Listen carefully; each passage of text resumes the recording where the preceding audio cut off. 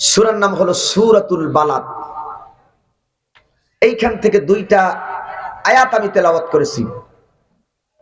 নবীজির অসংখ্য হাদিস থেকে একটা হাদিস আমি তেলাওয়াত করেছি। দুইটা আয়াত ও একটি হাদিসের আলোকে খুব মুক্তাসার অল্প সময় কিছু কথা বলবো, কিন্তু কথা বলার কোনো যোগ্যতা বা ইলম আমার মধ্যে নাই। ওমা তৌফিক ইল্লা বিল্লাহ আলাইহি তাওয়াক্কালতু ইলাইহি উনীব। আমার রব যদি আমাকে কথা বলার তৌফিক দেন তাহলে বলতে পারবো ইনশাআল্লাহ। ওয়া সুবহানাকা লা ইলমা লানা ইল্লা মা 'আল্লামতানা ইন্নাকা আনতাল আলিমুল হাকীম। রব্বিশ রহ লি সাদরি ওয়া ইয়াসসির লি আমরি ওয়াহলুল 'উকদাতাম মিন লিসানি ইয়াফকাহু কওলি। রব্বি জিদনি ইলমা রব্বি ইয়াসসির ওয়া লা তুয়াসসির ওয়া তাম্মিম আলাইনা বিল খায়র। সানুকরিউকা ফালা তানসা ইল্লা মা শা আল্লাহ। আল্লাহুম্মা সাল্লি আলা মুহাম্মাদিন নাবিয়্যিল উম্মি ওয়া আলিহি সাল্লাম। আল্লাহুম্মা ইহদিনাস সিরাতাল মুস্তাকিম ইয়া রাব্বাল আলামিন। আমি আপনাদের সামনে যে সূরার দুটি আয়াত তেলাওয়াত করেছি, সূরার নাম হলো সূরাতুল বালাদ। আসুন সর্বপ্রথম আমরা সূরা বালাদের যে দুটি আয়াত তেলাওয়াত করেছি এর সরল অনুবাদ, শাব্দিক অনুবাদ শুনে আস্তে আস্তে তাফসীর বা ব্যাখ্যার দিকে আগানোর চেষ্টা করব ইনশাআল্লাহ। আল্লাহ পাক বলে লা উকসিমু বিহাযাল বালাদ। লা মানি না, উকসিমু মানে হলো কসম। বিহাযাল বালাদিল আমিন, পবিত্র নগরীর পবিত্র শহরের কসম। ওয়া আনতা হিল্লুন, আর তুমি হলা হালাল নাগরিক, বৈধ নাগরিক, বৈধ সন্তান। বিহাযাল বালাদিল আমিন, এই পবিত্র শহর পবিত্র নগরের তুমি বৈধ একজন নাগরিক। এই তুমি একজন বৈধ নাগরিক। এই হলো তেলাওয়াতকৃত আয়াতের সরল অনুবাদ। আসুন ব্যাখ্যার দিকে যাই। ব্যাখ্যা মানে তাফসীর। কর্তৃপক্ষ লেখছে তাফসীর। তাফসীর শব্দটি এসেছে বাবে তাফঈল থেকে, যার অর্থ খুলে দেওয়া, ওপেন করে দেওয়া, স্পষ্ট করে দেওয়া, এজাহার করে দেওয়া, ঢাকনাকে সরিয়ে দেওয়া, ন্যাংটা করে দেওয়া, উলঙ্গ করে দেওয়া, জাতির সামনে কোরআনুল কারীমের হক কথাগুলোকে পঙ্খানুপঙ্খানুভাবে তুলে ধরা, তাকেই বলা হয় কোরআনের ভাষায় তাফসীর। এখন যে দুটি আয়াত আমি তেলাওয়াত করেছি এর আলোকে পূর্ণাঙ্গ তাফসীর করব, আলোচনা করব, না কিছুটা বাদ দিয়ে দেব? কথা বলতে হবে। বাদ দিয়ে দেবো না পুরোটা করব, না কিছুটা বাদ দিয়ে দিই? কেননা ভয় লাগে। কিছুদিন আগেও কোরআনের হক কথাগুলো আমরা বলতে পারি নাই। ঘরে গিয়ে বসছি, নামদারি কিছু মুসলমান কেরামান আর কাতিবিন কানের কাছে এসে আমাদেরকে কান পরে দিচ্ছে যে হুজুর জি আলোচনা ভালো করেন, আমরাও আপনার ভক্ত, আলোচনা শুনি। আলোচনা যদি করতে হয় হুজুর ওই আসমানের উপরের আলোচনা করেন ফেরেশতা, আর আলোচনা যদি করতে হয় একেবারে মাটির নিচে মরা মানুষের আলোচনা, কবরের আলোচনা করেন। মাঝখানটা দরকার নাই, মাঝখানে যেহেতু আছে আমরা, দরকার নেই। আমি আপনাদেরকে বলি প্রিয় ফেনীবাসী, আল্লাহ কি এই কোরআন আসমানের ফেরেশতার উপরে নাজিল করছে? না। আল্লাহ কি মরা মানুষের জন্য নাজিল করছে? না। আল্লাহ বলবে হাযা বায়ানুল লিন্নাস হুদাল লিন্নাস হুদাল লিল মুত্তাকিন। মুত্তাকিন বান্দাদের পথ প্রদর্শক হিসাবে আমি আল্লাহ কোরআন নাজিল করেছি, মানুষের হেদায়েতের জন্য কোরআন নাজিল করেছি, মানুষের চলার জন্য আমি আল্লাহ কোরআন নাজিল করেছি। ঘর পোড়া যাচ্ছে, তুমি আলু পোড়া খেয়ে বেড়াবা, এটার নাম ইসলাম না। বাতিল যেখানে থাকবে হক সেখানে থাকবে, নাস্তিকবাদী যেখানে থাকবে সেখানে হক্কানি ওলামায়ে কিরাম থাকবে, ইসলামী বিদ্বেষ যেখানে থাকবে, পীর মাশায়েখ যেখানে থাকবে, হক্কানি ওলামায়ে কিরাম পীর মাশায়েখের কথা যদি তোমাদের সহ্য না হয়, ভালো না লাগে, তোমার মায়ে যেমন দেশ থেকে পালিয়ে গেছে, তোমরা ওই হক্কানি ওলামায়ে কিরামের দেশ শাহজালালের বাংলাদেশ ছেড়ে তোমরাও পালিয়ে যাও। সম্মানিত উপস্থিতি, আমি কোরআনের হক কথা কি পুরোটা বলবো না অর্ধেকটা ছেড়ে দেব? বুঝে শুনে বলেন, কিছুটা বাদ দিয়ে দেব? আসেন, সূরার নাম বালাদ। সূরার নাম কথা বলতে হবে। সূরার নাম বালাদ মানে দেশ। বালাদ মানে কি? ভাই আছেন কোন দেশে? সৌদিতে না দেশ। ওই দেশের একটা জায়গা আছে মক্কা। মক্কার পূর্বে একটা নাম আছে বাক্কা। আল্লাহ কোরআন শরীফে মক্কাকে পূর্বে বলছে বাক্কা। আল্লাহ বলে বিবাক্কাতা মুবারাকা ওয়া হুদাল লিল আলামিন। আমি আল্লাহ বাক্কা শহরে রহমত নাযিল করেছি। সুবহানাল্লাহ। আছেন বাক্কা শহরে কি রহমত আল্লাহ দেশে? আল্লাহ বলে ক্বাদ জাআকুম মিনাল্লাহি নূরুন ওয়া কিতাবুম মুবিন। নিশ্চয় আমি বাক্কা শহরে দুইটা রহমত দিয়েছি। প্রথম, এক নাম্বার রহমত দিয়েছি আমি নূর, দুই নাম্বার রহমত দিয়েছি কিতাবুম মুবিন। নূর দ্বারা সমস্ত উলামায়ে কেরাম বলছে নূরে মুহাম্মদ সাল্লাল্লাহু আলাইহি ওয়াসাল্লাম, আর কিতাব দ্বারা উদ্দেশ্য হচ্ছেন আল্লাহর কোরআন। তাহলে আল্লাহ বাক্কা শহরে রহমত কয়টা দেশে? একটা দেশে কোরআন আর একটা দেশে নবী মুহাম্মদুর রাসূলুল্লাহ। আসুন, এই মক্কা শহরে আল্লাহ সূরা বালাদ নাজিল করেছে। এই সূরা আয়াতের সংখ্যা হলো 20, রুকু সংখ্যা হলো 1।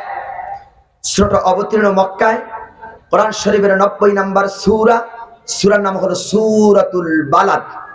যারা বসছেন এবার জবাব দেন, যে সূরা আমরা তেলাওয়াত করছি বলুন তো সূরাটির নাম কি?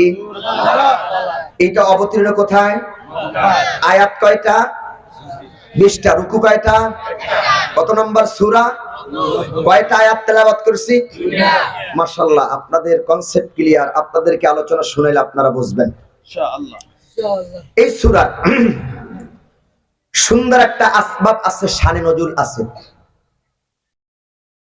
প্রথমত দুইটা আমি আসবাব বা শানে নজুল বলি। রাসূল যখন মক্কা থেকে হিজরত করে মদিনার দিকে যাচ্ছিল, পিতৃভূমি মাতৃভূমি নবীজির ছাড়তে বড় কষ্ট হচ্ছিল। কোরআনের দাওয়াত দেওয়ার কারণে রাসূল করিম সাল্লাল্লাহু আলাইহি সাল্লামকে ওরা নানান ভাবে নির্যাতন করলো, জুলুম করলো, ঘরটাকে ঘেরাও করলো, হত্যা করবে। ঠিক হিজরতের রাতে যখন নবীজি চোখের পানি ছেড়ে মক্কা থেকে মদিনায় যান, ওই মুহূর্তে আল্লাহ সান্ত্বনা দিয়ে আজকের তেলাওয়াতকৃত সূরা বালাদ 90 নম্বর সূরা আল্লাহ নাজিল করেছে। পয়েন্ট 2, রাসূল যখন কালেমার দাওয়াত দিয়েছিলেন মক্কা নগরীতে, বাক্কা শহরে, কোরআনের দাওয়াত সহ্য করতে পারলেন না, হক কথা সহ্য করতে পারলেন না জালেমেরা। জালেমেরা তখন দুইটা কাজ করলো। এক নম্বরে রাসূলের নিবন্ধন বাতিল করে দিল, দুই নম্বরে রাসূলকে অবৈধ নাগরিক বলে ঘোষণা করলো। নিবন্ধন বাতিল করে অবৈধ নাগরিক বলে রাসূলকে যখন মক্কা থেকে তাড়িয়ে দেন, আল্লাহ সান্ত্বনা দিয়ে আজকের তেলাওয়াতকৃত সূরা বালাদ আল্লাহ নাজিল করেছে। সুবহানাল্লাহ বলেন। যারা জ্ঞানী তারাই বুঝতেছেন যে আলোচনাটা কোন দিক যাবে, আর যারা বোঝে না তারা হুম করে তাকায় থাকবে। গভীর মনোযোগ, কান লাগান। সূরার নাম বালাদ। বালাদ মানে কি? শহর বা দেশ। আসুন, আল্লাহ সূরাটা নাজিল করছেন মক্কায়। কখন? হিজরতের রাতে আল্লাহ সূরা নাজিল করছেন। ভাইয়ের আমার, প্রাণ প্রিয় ফেনীবাসী, আমার মুসলমান ভাইরা, আল্লাহ সূরা বালাদ কখন নাজিল করলেন, কি উদ্দেশ্যে আল্লাহ রাব্বুল আলামিন নাজিল করলেন? আল্লাহ রাব্বুল আলামিনের হাবিবকে আল্লাহ পাক 40 বছর বয়সে ওহী দিলেন। ওহী দেওয়ার পর আল্লাহ তাআলা আয়াত নাযিল করলেন, ইয়া আইয়ুহার রাসূল বাল্লিগ মা উনজিলা ইলাইকা মির রাব্বিক। ইয়া আইয়ুহার রাসূল, হে রাসূল, বাল্লিগ, বাল্লাগা ইউবাল্লিগু তাবলিগান, হে নবী আপনি তাবলীগ করেন, পৌঁছায়া দেন। বাল্লাগা ইউবাল্লিগু, পৌঁছায়া দেন। কি পৌঁছাইবেন? কোন বাপদাদার কথা না, পীরের কথা না, মুরব্বী আকাবিরদের কথা না, আপনি জাতির সামনে পৌঁছায় দেবেন। বিমা উনজিলা ইলাইকা মির রাব্বিক, রবের পক্ষ থেকে যে কোরআন আসছে সেই কোরআন আপনি জাতির সামনে পৌঁছায়া দেন। এই এক আয়াত। দ্বিতীয় আয়াত আল্লাহ পাক বলেন সূরা জারিয়াতের শেষ অংশ আল্লাহ পাক বলেন, ফাযাক্কির বিল কুরআনি মাইয়া খাফু ওয়াঈদ। যাক্কারা ইউযাক্কিরু মুযাক্কিরান, হে নবী আপনি উপদেশ দেন কোরআন দিয়া, কান লাগান উপদেশ দেন কোরআন দিয়া। ওই আয়াতে বললে আপনি পৌঁছায় দেন কোরআন, এই আয়াতে বলে নবী আপনি উপদেশ দেন কোরআন দিয়া। আপনি নসিহত করেন, বয়ান করেন, বক্তব্য করেন কোরআন দিয়া। রাসূল কোরআনের বাহিরে যদি কোনো বক্তব্য করত, কোরআন ছাড়া যদি কোনো কথা বলতেন, আল্লাহ রাব্বুল আলামিন কি বলে দেখেন, আল্লাহ রাব্বুল আলামিন বলেন ওয়ালাউ তাকাওয়ালা আলাইনা বা'দাল আকাওয়িল লা আখাযনা মিনহু বিল ইয়ামিন সুম্মা লাকাতানা মিনহুল ওয়াতিন। আল্লাহ রাব্বুল আলামিন বলেন আমার হাবিব, আমার দোস্ত, আমার বন্ধু যদি কোরআন ছাড়া একটা কথা বলতেন, আবার নবী যদি কোরআনের বাহিরে একটা কথা বলতেন, আমি আল্লাহ রহিম ব্যতীত নবী যদি কোরআনের একটা কথা তিনি বলতেন, আমি আল্লাহ পাক আমার নবীর ডান হাত চেপে ধরতাম আর তার কণ্ঠনালীকে আমি আল্লাহ রাব্বুল আলামিন জবাই করে ফেলে দিতাম। প্রিয় ভাই আমার নবী 63 বছরের জিন্দেগিতে যা কথা বলেছেন সব সত্য কথা বলেছেন, আর নবুয়তের জিন্দেগিতে আল্লাহর হিসারা নবী একটা কথাও বলেন নাই। ঠিক কি না? তাহলে পীর হোক, মাশায়েখ হোক, বক্তা হোক, যাই হোক না কেন, বক্তৃতা দেওয়ার সময় প্রত্যেকটি বক্তার সাথে পীর মাশায়েখ থাকুক, আপত্তি নাই, কিন্তু আমার দেখতে হবে প্রত্যেকটি কথার সাথে কোরআন আর হাদিস আছে কিনা। ওই পিসাবের গল্প, বাঘের গল্প, সাপের গল্প, ব্যাঙের গল্প শোনার জন্য ময়দানে বাকি নাই। প্রত্যেকটা মানুষে কথা হবে কোরআন আর হাদিস দিয়া। আল্লাহ যদি তার রাসূলকে বলে রাসূল আপনি উপদেশ দেবেন কোরআন দিয়া, কথা বলবেন কোরআন দিয়া, তাহলে তুমি বক্তাকে আল্লাহ রাসূলের থেকে বড় হয়ে গেল নাকি? তোমার প্রত্যেকটা কথার সাথে দলিল থাকতে হবে কোরআন, দলিল থাকতে হবে হাদিস। সুতরাং কোরআন আর হাদিসের বাইরে আমরা অন্য কারো পীর মাশায়েখের বক্তব্য মানতে রাজি না। তবে পীর মাশায়েখ যদি কোরআন হাদিস দিয়া বলে তাতে অসুবিধা নাই। আবার ভুল বুঝবেন না, পীর মাশায়েখ যদি কোরআন হাদিস দিয়া বলে, মুরব্বীরা যদি কোরআন দিয়া বলে, তা অসুবিধা নাই, মানবো। কিন্তু কোরআন হাদিসের বাহিরে আমাদেরকে বক্তৃতা শোনাবে, সেই আমরা মানতে রাজি না। একমত আপনারা? একমত? কান লাগান। রাসূল আপনি পৌঁছায় দেন বিমা উনজিলা ইলাইকা মির রাব্বিক, ওই রবের পক্ষ থেকে যে কোরআন আসছে সেটা আপনি পৌঁছান। উপদেশ দেন কোরআন দিয়া। তবে আপনি যে উপদেশ কোরআন দিয়ে দেবেন, তবে সাবধান, আমি আপনারে দারোগা বানাই নাই, আপনি লাঠিচার্জ করে মানুষকে হিদায়াত দিতে পারবেন না। ফাযাক্কির ইন্নামা আনতা মুযাক্কিরুল লাস্তা আলাইহিম বিমুসাইতির। নবী আমি আপনারে দারোগা বানাই নাই, আপনি লাঠিচার্জ করে মানুষকে হিদায়াত দিতে পারবেন না। নবী হিদায়াতের মালিক আপনি না, হিদায়াতের সম্পূর্ণ কর্তৃত্ব দায়িত্ব আমি আল্লাহ। মাইয়াহদিল্লাহু ফালা মুদিল্লা লাহু ওয়া মাইয়ুদলিলহু ফালা হাদিয়া লাহু। আমি আল্লাহ যারে হেদায়েত দিই তিনি হেদায়েত পান, আর আমি আল্লাহ তাআলা যাকে হেদায়েত দেই না কশিন কালেও তিনি হেদায়েত পান না। এই জন্য চিল্লায় বলে হেদায়েতের মালিক কে? আল্লাহ। না কোনো খাজা বাবা, কোনো ল্যাংটা বাবা, কোনো পীর, কোনো বক্তা, হেদায়েতের মালিক কে? আল্লাহ। ভাইরা আমার, আল্লাহ রাসূল আল্লাহর আদেশ পাইলেন কোরআনের দাওয়াত দেওয়ার জন্য মক্কাবাসীর কাছে নবীজি ছুটে গেলেন। আল্লাহ রাসূল মক্কাবাসীর কাছে ছুটে গিয়ে কি বক্তব্য দিলেন আমি এখন আপনাদেরকে শোনাই কোরআন এবং হাদিস থেকে। আল্লাহ নবী মক্কাবাসীর কাছে ছুটে গিয়ে কি বক্তব্য নবীজি দিলেন শুনেন। আল্লাহ নবী বললেন, ইয়া আইয়ুহান নাস কুলু লা ইলাহা ইল্লাল্লাহি তুফলিহুন। আল্লাহ নবী বক্তব্য দিল, ইয়া আইয়ুহান নাস, হে মানুষেরা তোমরা বলো, কুলু লা ইলাহা ইল্লাল্লাহ, তোমরা বলো আল্লাহ ছাড়া কোনো ইলাহ নাই, মাবুদ নাই, উপাস্য নাই, আইনদাতা নাই, বিধানদাতা নাই, হুকুমদাতা নাই। নবীজি আরো বললেন, তোমরা এই কথা বলো লা ইলাহা ইল্লাল্লাহ, আল্লাহ ছাড়া কোনো ইলাহ নাই, মাবুদ নাই। আলা লাহুল খালকু ওয়াল আমর, সৃষ্টি যার, হুকুম চলবে তার, আকাশ আর জমিন যার, আইন চলবে তার। সুতরাং আকাশ আর জমিন যার, আইন মেনে নেও তার। এই কথা নবীজি বলতে দেরি মক্কার লোক আর খেতে দেরি হয় নাই। ভালো কথা বলছে, লা ইলাহা, এটুই বলছেন। আরো বলছেন যে আকাশ আর জমিন যার, আইন চলবে তার। মানুষের আইন তৈরি করা, আইন আমি মানি না, এই আল্লাহর জমিন আল্লাহর আইন চলবে, এই কথা বলতে দেরি মক্কার কাফেরদের মাথায় আকাশ ভাঙ্গা পড়তে দেরি হয় নাই। ওরা জানে আল্লাহর জমিনে যদি আল্লাহর আইন প্রতিষ্ঠিত হয়ে যায় তাহলে আমাদের মাতব্বরি আর থাকলো না, চুরি আর ডাকাতি করা যাবে না, দেশের টাকা বিদেশে আর পাচার করা যাবে না। এই চিন্তা ওরা করলো। ভাইয়ের আমার, আল্লাহর জমিনে যদি আল্লাহর আইন দিয়ে দেশটা চলে, আল্লাহর আইন দিয়ে যদি দেশ চলে, শান্তি সবাই পাবে, ঠিক না? দেশ স্বাধীন হয়েছে 53 বছর। এই বাংলাদেশে কত আইন আমরা দেখছি, নাম নাই বললাম, কত আইন আমরা দেখছি না? ক্ষমতা যতদিন ছিল আইনও ক্ষমতা শেষ, আইনও শেষ। যারা আইন বাড়িয়েছে আমরা তারা দেখছি কলা পাতায় ঘুমিয়েছে। যারা আইন বানাইছে তারাই কলা পাতায় ঘুমাইছে। সুতরাং এই 53 বছরের স্বাধীন দেশে যদি মানুষের তৈরি করা আইন দিয়ে যদি দেশটাকে না চালাইয়া, যদি আল্লাহর কোরআন আসমানি বল্লা যদি দেশটা চালাইতো, তাহলে 5 আগস্ট এই দেশ থেকে কোনো চালের স্বৈরাচারের পাওয়া লাগতো না। নারে তাকবীর, আল্লাহু আকবার, আল কোরআনের আলো,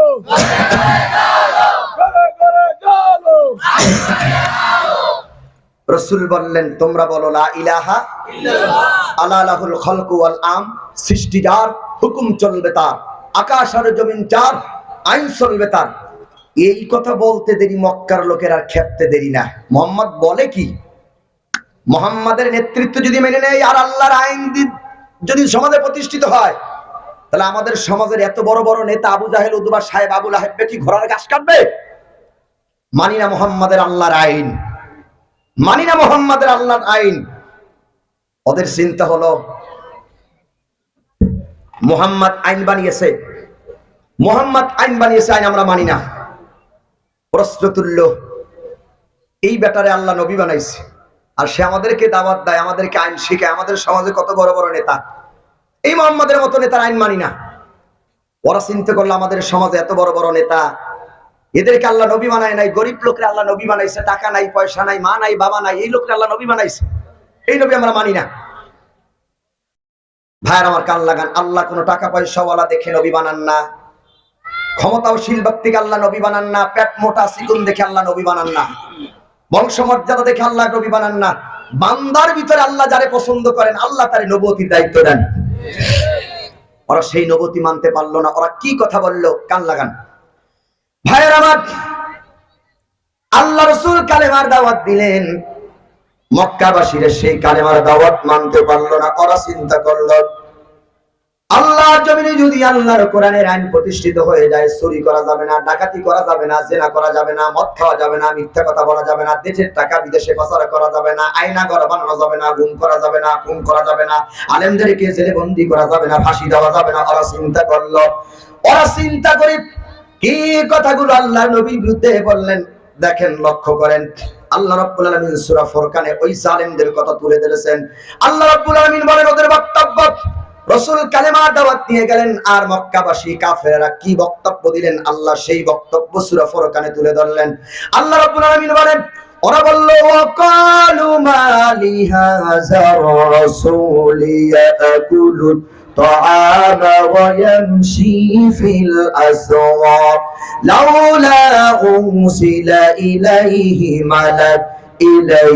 ملك فيكون معه نذيرا। ওরা বলল, وقالوا ما لهذا الرسول, এটা আবার কেমন রসুল, এটা আবার কেমন নবী। দেখেন, রসুল কালেমার দাওয়াত নিয়ে গেছে, রকায় এটা কেমন রসুল, কেমন নবী। এই রসুল তো বাজারে যায়, খাবার খাদ্য খায়, ইয়াকুলুত তাআমা, সে তো খাবার খাদ্য খায়, ইয়াকুলুত তাআমা, সে তো খাবার খাদ্য খায়, ওয়ায়ামশি ফিল আসওয়াক, সে তো বাজারে যায়, চলাফেরা করে, এটা আবার কেমন রাসূল। এই রাসূল আমরা মানি না। এইবার আসেন ১৫০০ বছর আগের তাফসীরটা বর্তমানে মিলাইতে হবে। ওরা ১৫০০ বছর আগে কালেমার দাওয়াত দেওয়ার কারণে বলছে কেমন রাসূল। ১৫০০ বছর পরে যখন আলেমেরা কোরআনের দাওয়াত দেয়, হক্কানি পীর মাশায়েখ যখন দাওয়াত দেয়, তখন নাস্তিক্যবাদী জালেম শৈরাচেরারা বলে না না, কেমন রসুল কেমন রসুল কেমন রসুল এই কথা বলে না। মসজিদের মেম্বার থেকে ইমাম যখন হক কথা বলে, বক্তা যখন বক্তৃতাতে গিয়ে হক কথা বলে, তখন মসজিদ থেকে বের হইয়া, হজের প্যান্ডেল থেকে বের হইয়া রাস্তা দিয়ে যায় আর বলে এটা কেমন হুজুর। আগে বলছে কেমন রসুল, আর এখন বলে কি কথা বলে না। আগে বলছে কেমন আর এখন বলে কেমন হুজুর। আগে বলছে কেমন রসুল আর এখন বলে কেমন হুজুর। আর আমাদের হুজুরদের দোষটা আপনি একটু বেশি। জোরে হাঁটলে কয় কোথায় জানো দাওয়াত পাইছি, আর আস্তে হাঁটলে কয় জমের খাওয়া খেয়েছে। না খাইতে বললে বলে যে মরার হুজুর মসজিদে রেখেছি, খাইতেও পারে না। খাইয়া যদি একটু পেটটা বড় হয় কয় পরের বাড়ি খাইয়া পেট বানাইছে, কথা কয় না। আচ্ছা ভাই বলেন তো কি খাইছি, এই পাটরি ভাই বলেন কি খাইছি? শুধু একটু মাছ দিয়ে ভাত খাইছি, গোস্ত আছে তাও খাই নাই, ডিম না গোস্ত না দুধ না, খাওয়ার ভিতরে একটু মাছ দিয়ে ভাত খাইছি। আর যদিও খাই একটু ডিম, আর যদিও একটু খাই একটু সবজি, আর বেশি খাইতে পারি না। খাওয়ার ভিতরে খাইলাম একটু ডিম একটু মাছ, আর সামান্য যদি কোনোদিন হয় একটু দেশি মুরগি, এই বেশি খাইলাম। তারপর এক শ্রেণী মানুষ দেখলে কয় হুজুর দেখলে চুল খায়, কয় হুজুর দেশটারে খাইয়ে শেষ করে লাগছে, খাইয়ে শেষ করে লাগছে। আচ্ছা আমরা কি খাইলাম? একটু মাছ খাইলাম। আর তোমরা যে খাইতে খাইতে দেশের ব্যাংকের টাকা শেষ করেছো, দেশ থেকে টাকা পাচার করে বিদেশে হাজার হাজার বাড়ি করেছো, কোন আলেম দেশের টাকা পাচার করে বিদেশে বাড়ি করে নাই, কোন আলেমের বিদেশের বাড়ি নাই। আর তোমার নেতারা হাজার হাজার বাড়ি করেছে, আলেমেরা এদেশ টাকা বাঁচাইছে, আর তোমরা এই দেশটা খেয়ে শেষ করে দিয়েছো। আমরা দেশ খাইছি না তোরা খাইছো? কারা খাইছে? তাহলে আমরা খাইলাম কি? আমরা খাইলাম কি? মাছ খাইছি, আর ওরা খাইছে দেশ। কান লাগান, তারপর আমাকে দোষের শেষ নাই। যত দোষ নন্দ ঘোষ, সত্যটা বললেই দোষ। যত দোষ নন্দ ঘোষ, সত্যটা বললেই দোষ। করলেই অন্যায়ের প্রতিবাদ, নামটা হবে তোমার মৌলবাদ, নামটা হবে তোমার জঙ্গিবাদ, নামটা হবে তোমার মৌলবাদ। বলে যত দোষ নন্দ ঘোষ, সত্যটা বললেই দোষ। যত দোষ নন্দ ঘোষ, সত্যটা বললেই দোষ। করলেই অন্যায়ের প্রতিবাদ, নামটা হবে তোমার মৌলবাদ, নামটা হবে তোমার জঙ্গিবাদ, নামটা হবে তোমার মৌলবাদ, নামটা হবে তোমার জঙ্গিবাদ। পেটাগনে হামলা হলো, দুশি খুঁজে নাহি পেল। পেটাগনে হামলা হলো, দুশি খুঁজে নাহি পেল।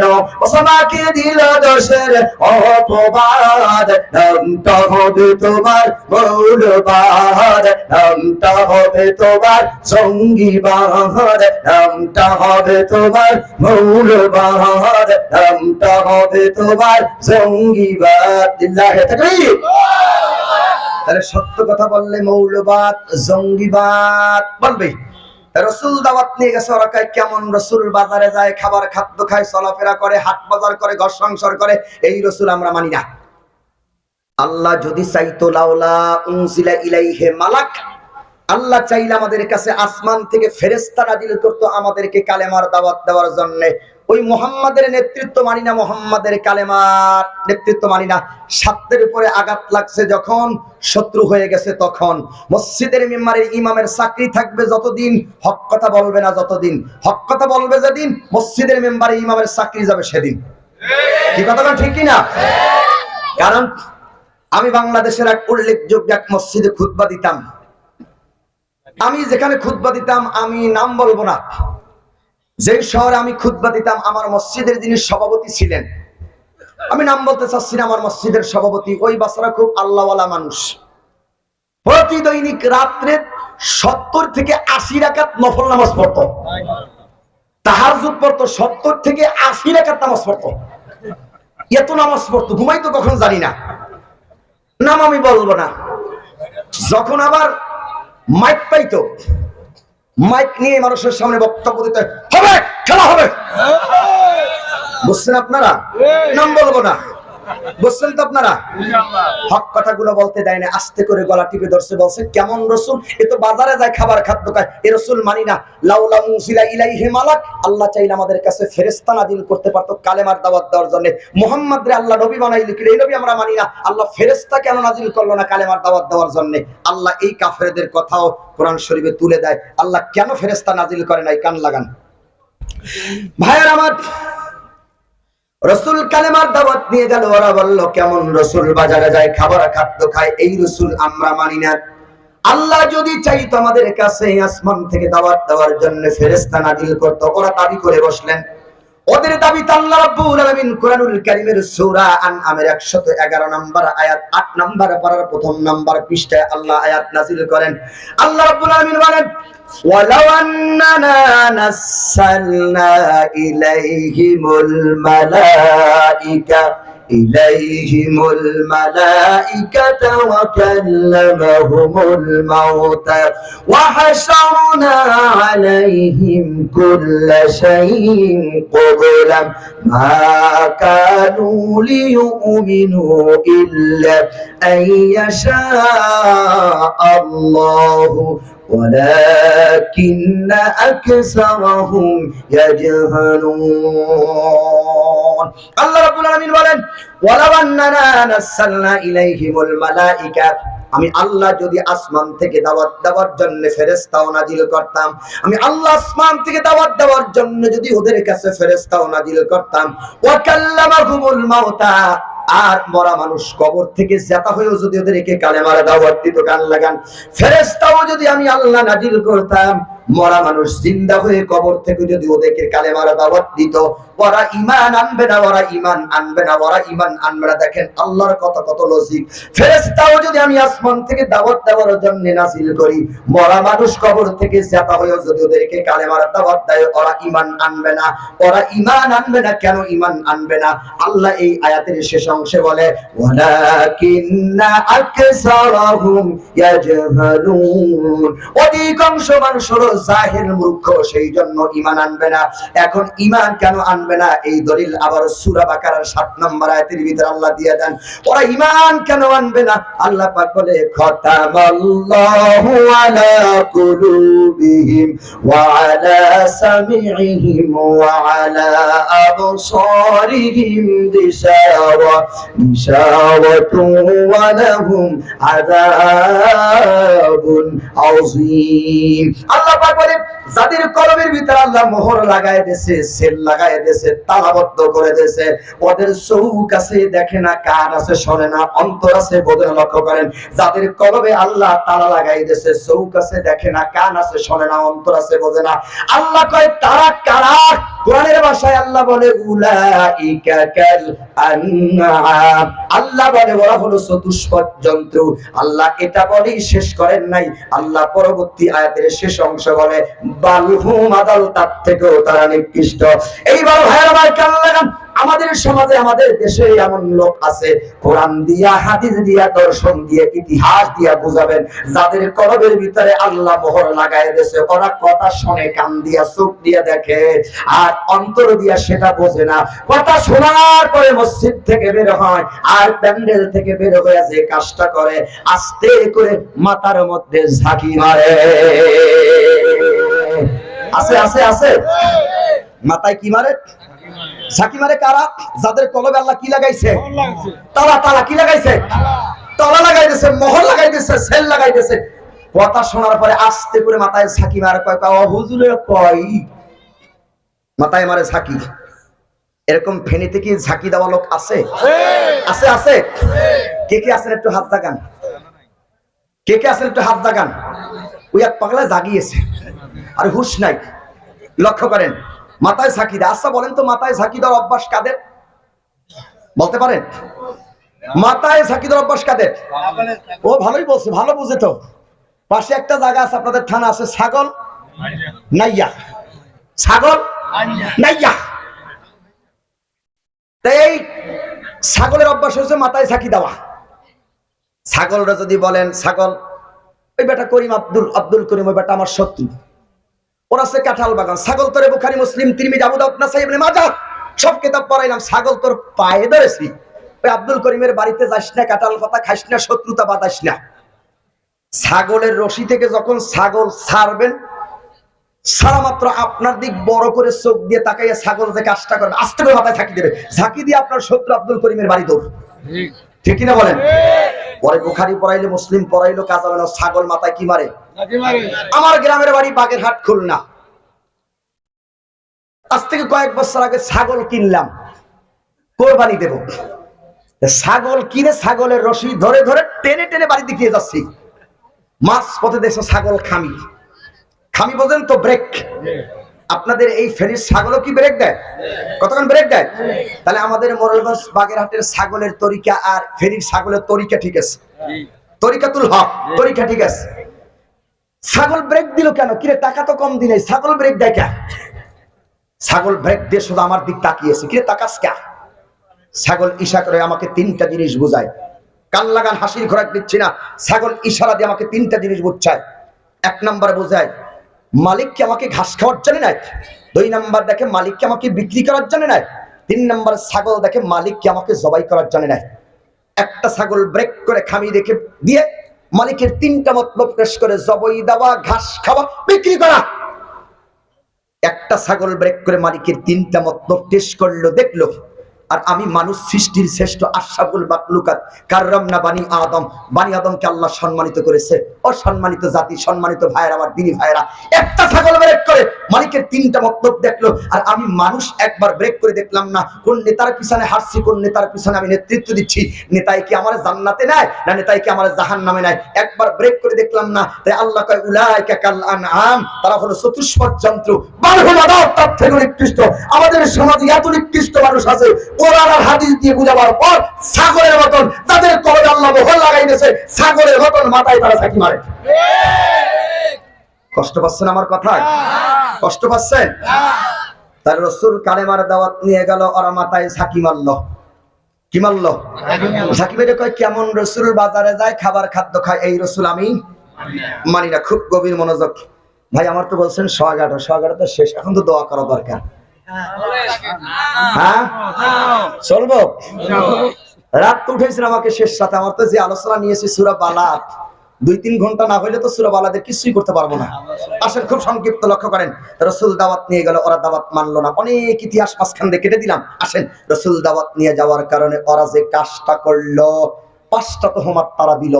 কালেমা দাওয়াত দেওয়ার আগে একটা লকাব তারা দিল, আল আমিন, মানে বিশ্বাসী। কালেমার দাওয়াত পর 5টা লকাব দিল। 1 নম্বর নবীকে বললেন, রাসূলকে বললেন মাজনুন, মাজনুন মানে হলো পাগল। 2 নম্বরে রাসূলকে বললেন হলো কাযযাব, কাযযাব মানে মিথ্যাবাদী। 3 নম্বরে রাসূলকে বললেন শাঈর, শাঈর মানে হলো কবি। 4 নম্বরে বললেন বাতার, বাতার মানে শিকার কাটানির বংশ। 5 নম্বরে রাসূল করা গালি দিল কোরআনের দাওয়াত দেওয়ার কারণে, উতুল্লিম বাদা জালিকা জানিম, তার মানে জারর সন্তান বলে গালি দিয়েছে। অপরাধ নবীর একটা কিসের? কালেমার দাওয়াত দেওয়া। এই দাওয়াত দেওয়ার জন্য এত গালি দিল, কিন্তু তারপর মক্কার লোকেরা নবীজির দাওয়াত বন্ধ করতে। এইবার আন্তর্জাতিক মানের ট্রাইব্যুনাল তারা গঠন করলো। ইতিহাস, আন্তর্জাতিক মানের ট্রাইব্যুনাল গঠন করো, যুদ্ধ অপরাধীর বিচার করতে হবে। কোন যুদ্ধ অপরাধী? যিনি 50টি বছর দেশের বিদেশে তাফসীর করেছে, যার তাফসীর শুনে হাজার হাজার অমুসলিম মুসলমান হয়েছে, অসংখ্য যুবক নামাজি হয়েছে। 50টি বছর কোরআনের কথা বলার কারণে যুদ্ধ অপরাধীর নাটক সাজাইয়া 4টি বছর নির্মমভাবে জেলের ভিতরে নির্যাতন করে, ইনজেকশন পুশ করে বিশ্বমানন্দ কোরআনের পাখি আল্লামা সাঈদীকে তারা শহীদ করে দিয়েছে। নারায়ে তাকবীর! নারায়ে তাকবীর! আল কোরআনের আলো! কান লাগান। আন্তর্জাতিক ট্রাইব্যুনাল তারা গঠন করলো। ইতিহাস, আজকে ইতিহাস সূরা বালাদ দিয়ে কেন তুললাম? কঠিন ইতিহাস সূরা বালাদ বর্তমান সময় যুগের আলোকে আলোচনা করতে হবে।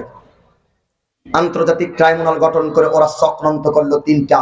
সেই আন্তর্জাতিক ট্রাইব্যুনালের কথা আল্লাহ সূরা আনফাল বাড়িতে গিয়ে মিলাবেন, 30 নম্বর আয়াত আল্লাহ তুলে ধরলেন। সেই ট্রাইব্যুনালে কি বক্তব্য তারা দিল, সেই কথা আল্লাহ কোরআন শরীফে তুলে ধরলেন। কি ট্রাইব্যুনালে ওরা বক্তব্য দিলেন? কান লাগান। সম্মানিত ভাইয়েরা আমার, আল্লাহ নবী কালেমার দাওয়াত দিল, ওরা নানান তোহমাত দিল, অপবাদ দিল, কিন্তু দাওয়াত বন্ধ করতে পারলেন না। এইবার আন্তর্জাতিক মানের ট্রাইব্যুনাল তারা গঠন করলো। কি ট্রাইব্যুনাল গঠন করলেন? আল্লাহ কোরআনে বলেন, وَإِذْ يَمْكُرُ بِكَ الَّذِينَ كَفَرُوا لِيُثْبِتُوكَ أَوْ يَقْتُلُوكَ أَوْ يُخْرِجُوكَ وَيَمْكُرُونَ وَيَمْكُرُ اللَّهُ وَاللَّهُ خَيْرُ الْمَاكِرِينَ। হে নবী, কাফেররা তোমার বিরুদ্ধে ট্রাইব্যুনাল গঠন করবে, তোমার বিরুদ্ধে 3টা চক্রান্ত দাঁড় করবে। কান লাগান। 1 নাম্বার চক্রান্তর নাম হলো লিউসবিতুকা, নবী তোমাকে তারা ধরে জেলে বন্দী করে দেবে। আও ইয়াকতুলুকা, নবী তোমাকে তারা হত্যা করবে। আও ইউখরিজুকা, নবীকে তোমাকে তারা দেশ থেকে তাড়ায় দেবে।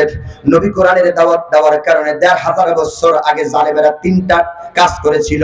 1 নম্বরে নবীর ধরে জেলে বন্দী করেছে, 2 নম্বরে হত্যা করার পরিকল্পনা, 3 নম্বরে দেশ থেকে তাড়ায় দিয়েছে। বিগত দিনে আমরা দেখেছি জালেমেরা হক্কানি আলেমদেরকে জেলে বন্দী করেছে। আলেমদেরকে জেলে বন্দী করে পায়ে বেরি হাতে বেরি দিয়া তারা ওই এজলার ঘরে উঠাইছেন, কাঠগড়ে দাঁড় করেছেন। আর আমরা দেখেছি এদেশের নর্তকী যারা ছিল, যারা গান বাজনা করত, তারা যখন জেলখানাতে বের হয় হাতে মেহেদি দিয়ে বের হয়, মেহেন্দি দিয়ে বের হয়, আর আলেমদের কোমরের ভিতরে রশি লাগাইয়া টানে। ভাই আমার, আল্লাহ নবীকে তারা জেলে বন্দী করলেন কয় বছর? 3 বছর জেলে বন্দী করলেন কোরআনের দাওয়াত দেওয়ার কারণে। হত্যা করার জন্য নবীদের ঘরটাকে ঘেরাও করলেন, দেশ থেকে তাড়াইয়া দিয়েছেন। আমরা বিগত দিনে দেখছি কত আলেমকে জেলে বন্দী করেছে, কত আলেমকে ফাঁসির কাস্টে ঝুলাইছে, কত আলেমকে দেশ থেকে তাড়াইয়া দিয়েছে। আজকে একটু কান লাগান, আজকের ইতিহাস, আজকের এই 27 তারিখ ইতিহাস দেখেন। আল্লামা দেলোয়ার হোসেন সাঈদীর পরে আমার ভাই ডক্টর মিজানুর রহমান আজারি, আমার 2 ব্যাচ সিনিয়র, একই প্রতিষ্ঠানের ছাত্র আমরা। মিজান ভাই যখন আল্লামা সাঈদীর পরে যখন আসলো, মানুষ জায়গা পায় না, রাত 4টার সময় মানুষ জায়গা নিতে পারে না, জায়গা পায় না। যখন এই লোকটার জনপ্রিয়তা দেখলো, নাস্তিক্যবাদীরা সহ্য করতে পারে নাই, আমার প্রিয় ডক্টর মিজান আজারি ভাইকে দেশ থেকে তাড়িয়ে দিয়েছে। আজকে ধরি ডক্টর মিজান আজারি পেটুয়ার মাঠে, কক্সবাজারের পেটুয়ার মাঠে যখন আসছে, আমি লাইভ দেখতেছিলাম, 1 ঘন্টারও বেশি সময় লাগছে শুধু স্টেজ আসতে। আয়োজন করেছে 6 লাখ মানুষের, কিন্তু মানুষ হয়ে গেছে 20 লক্ষ। 50 কিলোমিটারের ভিতরে গাড়ির জ্যাম লেগে গেছে। ওই জালেম শহীদারা যারা তাকে দেশ থেকে তাড়ায় এনেছে, ওই জালেমেরা দেশ থেকে চলে গেছে, ডাক্তার মিজান আজারি আবার দেশে আসছে। চক্রান্ত কার? কষ্ট পাচ্ছেন আরো? কয়টা চক্রান্ত করলো? জেলে বন্দী, হত্যা, দেশ থেকে তাড়িয়ে দিল। আসেন, এই হত্যা রাসূলকে শিয়া বেতালি 1-2 বছর নয়, 3 বছর জেলে বন্দী করলেন। তারপর জেল থেকে মুক্তি দেওয়ার পর অনেক ইতিহাস, রাসূল কালেমার দাওয়াত বন্ধ করে না। এইবার দাওয়াত বন্ধ না করার কারণে মক্কার লোকেরা আবার মঞ্চ তৈরি করে ওরা ঘোষণা দিল, মুহাম্মদকে জেলে বন্দী করলাম, এত নির্যাতন করলাম, দাওয়াত বন্ধ করলে না, আসো মক্কার লোকেরা মুহাম্মাদের নিবন্ধন বাতিল করে দিই। 1-2 নম্বরে মুহাম্মদকে অবৈধ নাগরিক বলে ঘোষণা করি, তাহলে আর মুহাম্মদ কালেমার দাওয়াত দিতে পারবে না। ওরা নিবন্ধন বাতিল করে দিল, অবৈধ নাগরিক বলে ঘোষণা করলো। তারপর রাসূল কালেমার দাওয়াত বন্ধ করে নাই। এরপর ওরা কি কাজ করলো? গভীর ষড়যন্ত্র।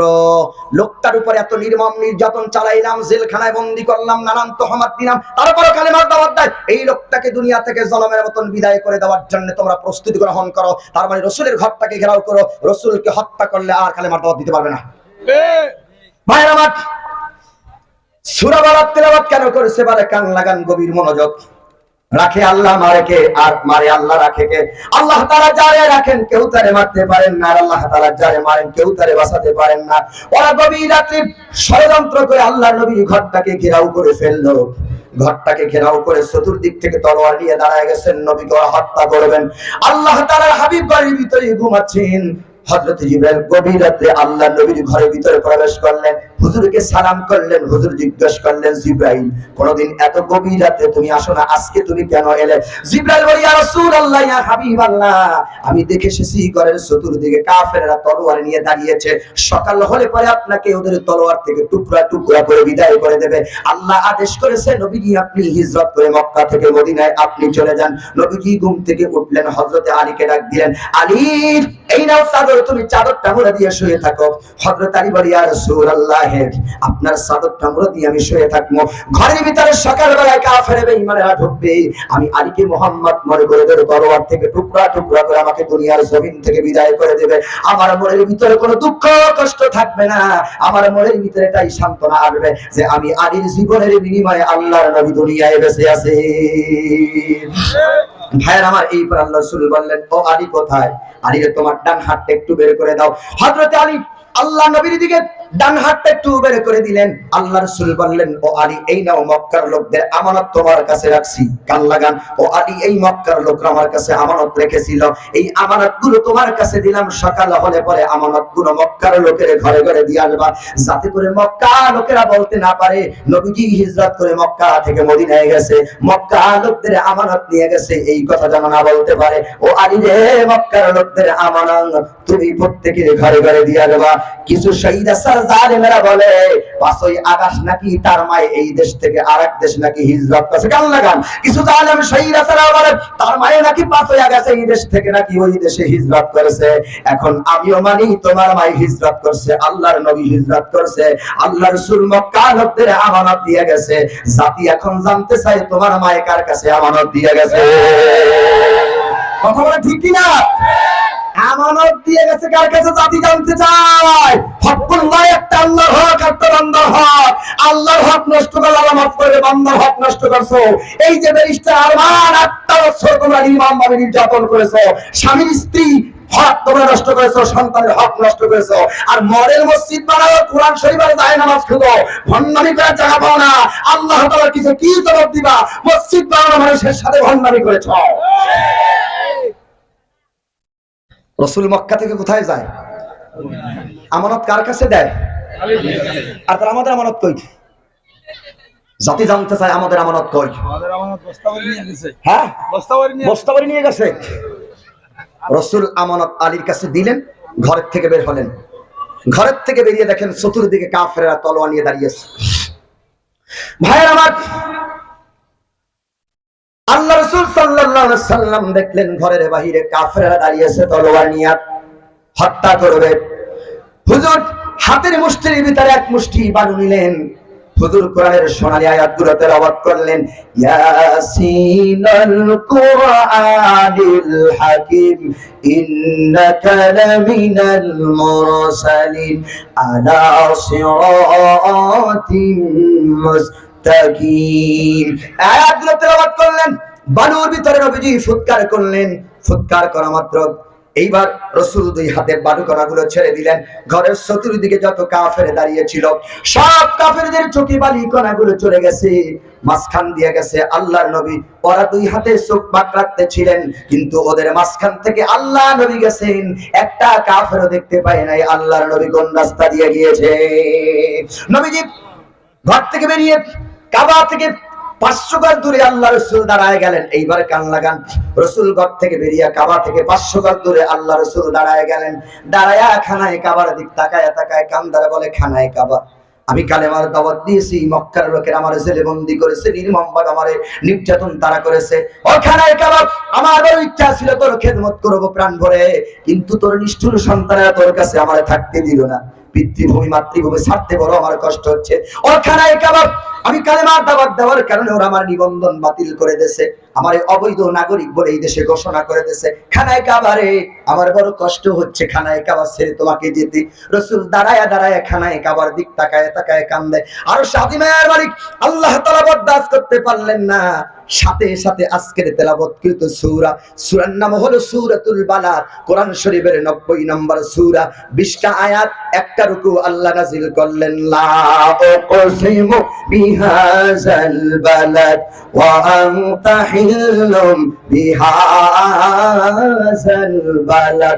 লা বাইনা উকসিমু মানে কসম, আল্লাহ কসম খেয়ে বলে, নবী আমি কাবার কসম খেয়ে বলছি, তুমি যেই কাবা ছেড়ে যাচ্ছ ছাড়তে তোমার বড় মায়া হচ্ছে। তোমাকে যারা নিবন্ধন বাতিল করে দিয়েছে, আমি আল্লাহ ঘোষণা করলাম, আমি আল্লাহ ওদের অচিরে নিবন্ধন বাতিল করে দেব। যারা তোমাকে অবৈধ নাগরিক বলে ঘোষণা করছে, আমিও আল্লাহ তাদের অবৈধ নাগরিক বলে ঘোষণা করব। রাসূল তুমি দুঃখ পেও না, কষ্ট পেও না। রাসূল তুমি হিজরত করে মক্কা থেকে মদিনায় চলে যান। রাসূল মদিনায় চলে গেলেন। এইবার কান লাগান, যান, যারা এদেশের কোনো একটা দলের নিবন্ধন বাতিল করে দিয়েছিল, অবৈধ নাগরিক বলে কিছুদিন আগে আমাদেরকে ঘোষণা করেছিল, যারা আমাদের নিবন্ধন বাতিল করেছিল, আজকে আল্লাহ তাদের নিবন্ধন বাতিল করে দিয়েছে। যারা আমাদেরকে দেশের অবৈধ নাগরিক বলে ঘোষণা দিয়েছে, তারাই বর্তমানে দেশের অবৈধ নাগরিক। কথা বলে ঠিক কিনা? রাসূল কালেমার দাওয়াত দেওয়ার কারণে নিবন্ধন বাতিল করে দিয়েছিল। এই জালেম শাইরাতেরা কিছুদিন আগে আমাদের নিবন্ধন বাতিল করে দিয়েছে। আল্লাহর সিস্টেম, আল্লাহ ওদের নিবন্ধন বাতিল করে দিয়েছে। সিস্টেম কার? আল্লাহ সাবধান, তবে ছেড়ে দেয় না। বেলুন বেলুন তুমি বেশি ফুলো না। তোমাকে ফুটো করার জন্য কামানের গুলি আর বন্দুকের গুলি ব্যবহার করার দরকার নাই। হাতের ছোট্ট একটা সুই যথেষ্ট। হাতি তুমি যত বড় শক্তিশালী প্রাণী হও না কেন, তোমাকে সার্চ করার জন্য কামানের গুলি আর রিভলভার ব্যবহার করার দরকার নাই। গর্তের ছোট্ট একটা পিপিলিকাই যথেষ্ট। কিছু কথা ঠিক কিনা? সম্মানিত উপস্থিতি, রাসূল চলে গেলেন। রাসূল চলে গেলেন মক্কা থেকে মদিনায়। খুব লম্বা ইতিহাস। কিছুদিন যাওয়ার পর আল্লাহ রাসূল 10,000 সাহাবা নিয়ে আবার মক্কায় এলেন। ফতে মক্কা হলো, মক্কা বিজয় হয়ে গেল। আল্লাহ রাসূল এই দেশের প্রেসিডেন্ট হলেন। ফতে মক্কার দিন কাবায় হাতিমের সামনে দাঁড়িয়ে রাসূল 17 মিনিট বক্তব্য রাখলেন। সহিহ বুখারীতে শুনেছি কি বক্তব্য আল্লাহ রাসূল রাখলেন। রাসূল কাবায় হাতিমের সামনে দাঁড়িয়ে বক্তব্য করলেন, ইয়া মক্কাবাসী শোনো, আমি আল্লাহ রাসূল এই দেশের প্রেসিডেন্ট, আমি এই দেশের প্রধানমন্ত্রী, আমি এই দেশের প্রেসিডেন্ট। মক্কাবাসী তোমরা যে জুলুম আমার উপরে করেছো, আমার উপরে তোমরা যে নির্যাতন করেছো, তায়েফ আমারে মেরেছো, আমি নামাজে দাঁড়িয়েছি, উটের নারীগুলো আমার পিঠে দিয়েছো, আমাকে যেভাবে নির্যাতন করেছো, জেলে বন্দী করেছো, নানান তহমত তোমরা অপবাদ, কাযযাব, শাইর, মিথ্যাবাদী বলে আমাকে গালি দিয়েছো, আমাকে জারজ সন্তান বলে তোমরা গালি দিয়েছো। আমি রাসূল এই দেশের প্রেসিডেন্ট। শোনো মক্কাবাসী, কান খাড়া করে শুনে নাও, আমি আল্লাহ রাসূল, মানবতার নবী, দয়াল নবী, রহমাতুল লিল আলামিন। তোমরা যে জুলুম করেছো, আমি সেই জুলুম করব না। আমি মায়ার নবী, দয়ার নবী। শোনো মক্কাবাসী, আজকে রাসূল ফতে মক্কার দিন, মক্কা বিজয়ের দিন, আমি আল্লাহ রাসূল সবাইকে সাধারণ ঘোষণা করলাম ক্ষমার। সুবহানাল্লাহ বলেন। কিছুদিন আগে জামাতের আমিরও বলছিলাম, আমি সবাইকে সাধারণ ঘোষণা করলাম ক্ষমা। কিন্তু কেউ যদি ইনসাফ ভিত্তিক বিচারের জন্য আসে, সে বিচার পাবে। আল্লাহ রাসূল কিন্তু ফতে মক্কার দিন বললেন, আজকে আমি সবাইকে ক্ষমা করে দিলাম। কিন্তু কিন্তু কিন্তু সবাইকে আমি আল্লাহ রাসূল ক্ষমা করলেও, কিন্তু সবাইকে আমি আল্লাহ রাসূল ক্ষমা করলেও, কিন্তু আমি আল্লাহ রাসূল সবাইকে ক্ষমা করলেও, নারী আর পুরুষ মিলে আমি আল্লাহ রাসূল 14 জনকে ক্ষমা করতে পারি না। এই 14 জনকে তোমরা যদি দেখো কাবার গিলাফ ধরে তুলে আছে, তোমরা যেখানে পাবে সেখানে হত্যা করবে। এই দেশ স্বাধীন হওয়ার পরে অসংখ্য জালেম আমরা ক্ষমা করে দিল, কিছু জালেম সেই রাস্তায় আমরা ক্ষমা করে দিতে পারি না। ভাইরা আমার, এইবার লাস্ট মেসেজ। অনেক ইতিহাস সহিহ বুখারী মুসলিমে ঢুকতে হবে, সূরা তাওবা, সূরা নাহল, সূরা নামল, বিভিন্ন জায়গায় ঢুকতে যদি রাসূল কেন ক্ষমা করলেন আর কেন ক্ষমা করলেন না, এই বিষয়ে যদি আমি আলোচনা করি 2 ঘন্টা থেকে 2.5 ঘন্টা সময়ের দরকার। রাসূল কেন ক্ষমা করলেন আর কেন ক্ষমা করলেন না? রাসূল ক্ষমা করে দিলেন ফতে মক্কার দিন, আমরা সেই নবীর উম্মত। লাস্ট মেসেজ, রাসূল যদি ফতে মক্কার দিন, মক্কা বিজয় যদি আল্লাহ রাসূল ক্ষমা করে দিতে পারেন, তাহলে আমরাও ক্ষমা করতে পারি কিনা? কথা বলেন, আমরাও পারি কিনা? না মারো, কাটো, জ্বালাও, পোড়াও, বাটাম ফাটাও, কি করবেন? তারা যে জুলুম করেছে, আপনিও যদি সেই জুলুম করেন, তাহলে আপনিও আল্লাহর কোরআনের ভাষায় আপনিও হবেন জালেম। আর আল্লাহ বলে, আল্লাহু লা ইউহিব্বুজ জালিমিন, আল্লাহ কোন জালেমরে পছন্দ করেন না। যে কাজ তারা করেছে সেই কাজ যদি আপনি করেন, তাহলে আপনি কি হবেন? তাহলে এই কাজ করা যাবে না, এই কাজ করা যাবে না। তাহলে আজকে রাসূলের শেষ মেসেজ আমি আপনাদেরকে দেব। প্রতিবাদ নয়, ক্ষমা করে দেওয়া রাসূলের আদর্শ। প্রতিবাদ নয়, ক্ষমা করে দেওয়া নবীর আদর্শ। বলেন, প্রতিবাদ নয়, ক্ষমা করে দেওয়া রাসূলের আদর্শ। রাসূল যদি ফতে মক্কার দিন এত নির্যাতন হওয়ার পর যদি ক্ষমা করে দিতে পারে, তাহলে আমরাও ক্ষমা করতে পারি কিনা? এখন এই ক্ষমা পাইছেন বলে আবার নাচবেন না। আপনাদেরকে সুযোগ দেওয়া হলো, তওবা করেন, আল্লাহর কাছে তওবা করেন যে জুলুম আপনারা করেছেন। আল্লাহর কাছে যদি তওবা না করেন, কিয়ামতের দিন আল্লাহর কাছে জবাব দিতে হবে। আর যদি তাদেরকে, ওই সমস্ত জালেমদেরকে যদি ক্ষমা করে দেয়, শহীদের রক্তের সাথে আমাদের বেঈমানি হবে। ভাইরা আমার, লাস্ট মেসেজ আছেন, জুলুম আমরা কারো প্রতি করব না, কারো হক নষ্ট করব না। আমরা হক নষ্ট করব না, জুলুম করব না, পারবো তো ইনশাআল্লাহ। কারো হক নষ্ট করব না। হক মানে কি? আব্দুল হক নাকি? হক নিয়ে আলোচনা করলে আরো কয়েক ঘন্টা দরকার। হক কত হক আছে? পিতামাতার হক, জনগণের হক, স্ত্রী তার স্বামীর হক, স্বামী তার স্ত্রীর হক, ছেলেমেয়ের হক, পরিবার পরিজনের হক, ইমাম মুসল্লির হক, মুসল্লি ইমামের হক। হকের অভাব? বহুত হক। কারো হক নষ্ট করবো না, আর কারো উপরে জুলুম করবো না। দুইটা মেসেজ। 5 ওয়াক্ত নামাজ পড়বো। লাস্ট মেসেজ, এই দেশ স্বাধীন হয়েছে, স্বাধীনের পরে আমরা কেউ এদেশে কোরআনের আইন দেখি নাই। এই দেশে কোরআনের আইন হোক, এটাকে আমরা চাই। কে ক্ষমতায় যাবে কি যাবে না সেটা আমার কোনো প্রশ্ন না। যেই যাক আমার কোনো আপত্তি নাই, যে দল যাক আপত্তি নাই। সে দল যদি কোরআন দিয়ে দেশটাকে চালায় সেটাই আমার দাবি, ঠিক না? আমরা আল্লাহর কাছে একটা তামান্না করি, হে আল্লাহ, এই দেশে বহুত দল আমরা দেখেছি, হে আল্লাহ, আমার এই বাংলাদেশের জন্য হযরত ওমরের মতন একজন রাষ্ট্রপ্রধান আল্লাহ তুমি কবুল করে নাও। আল্লাহ বলেন আমিন। এটা আমার সবার দাবি। যে দল যাক ক্ষমতা আমার আপত্তি নাই, কিন্তু কোরআন দিয়ে দেশ চলুক, এটা আমরা চাই কি চাই না? কারা কারা চাই? দুই হাত আল্লাহকে দেখাই, ইল্লাহে তাকবীর। আল কোরআনের আলো, আল হাদিসের আলো, দুনিয়ার মুসলিম নারায়ে তাকবীর। হাত নামান, রাত অনেক হয়ে গেছে, আর লম্বা বক্তব্য নয়। আবার যদি কোনোদিন সুযোগ হয় কথা শোনাবো ইনশাআল্লাহ। আল্লাহ তাআলা কথাগুলো বোঝার তৌফিক দান করেন, আমিন। খবরের ব্যবস্থা করছেন না? সবার জন্য একটু দোয়া করবেন, আমাদের অনেক ভাইরা প্রবাস থেকে